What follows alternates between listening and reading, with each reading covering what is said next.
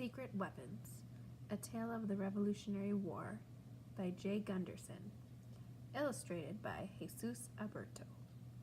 Introducing Colonel James Barrett, Mr. Milton, Will Adamson.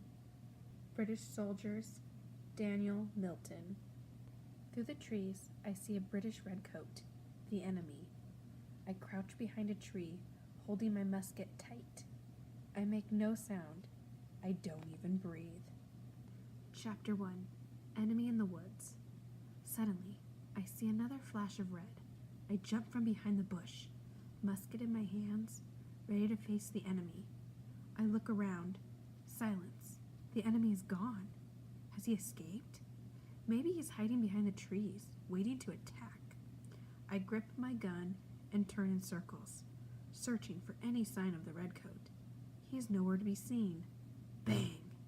The redcoat leaps from behind a bush, aiming his musket at my chest. I drop my gun, but it is too late. Bang! Bang! You got me, I gasp, falling to the ground. Are you dead, rebel? Asks the redcoat. Not yet, I say. I scoop my gun from the ground and point it at him. But you are. When I fire, he falls to the ground moaning. Then he chuckles and sits up. Nice one, he says. I should have made you hand over your musket before I shot you. Remember that next time, I tell the redcoat as I leap to my feet. The redcoat is really just my best friend, Will, wearing a red scarf around his neck. Our muskets are just toys, whittled out of wood. Today he is pretending to be the British redcoat. I am the American militiaman. The British don't hide in trees, I tell Will. They march in straight lines and don't even look around them.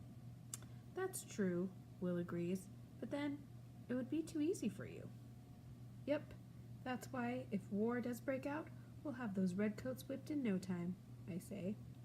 War between America and Great Britain hasn't begun, not yet anyway. But the colonists won't keep letting the British raise our taxes and control our laws. War might be the only solution. Daniel! It's my father. Hurry. We crash through branches as we run toward Concord, where my father is waiting. Before we reach him, we drop the guns behind a mulberry bush. Don't tell your father what we were doing. He always says war is not a game. If we're going to be militiamen, we have to practice. Doesn't he know that? Where were you boys?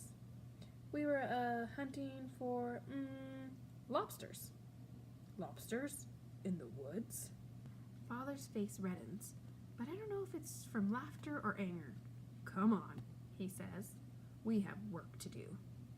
Work, work, and more work. My father runs a blacksmith shop in Concord, and I am his apprentice. Most of my days are spent forging horseshoes and household tools over a hot flame. We are the biggest blacksmith shop in town, and the busiest. I scowl at Will, and he shrugs, and he heads towards his home. I follow my father to the shop.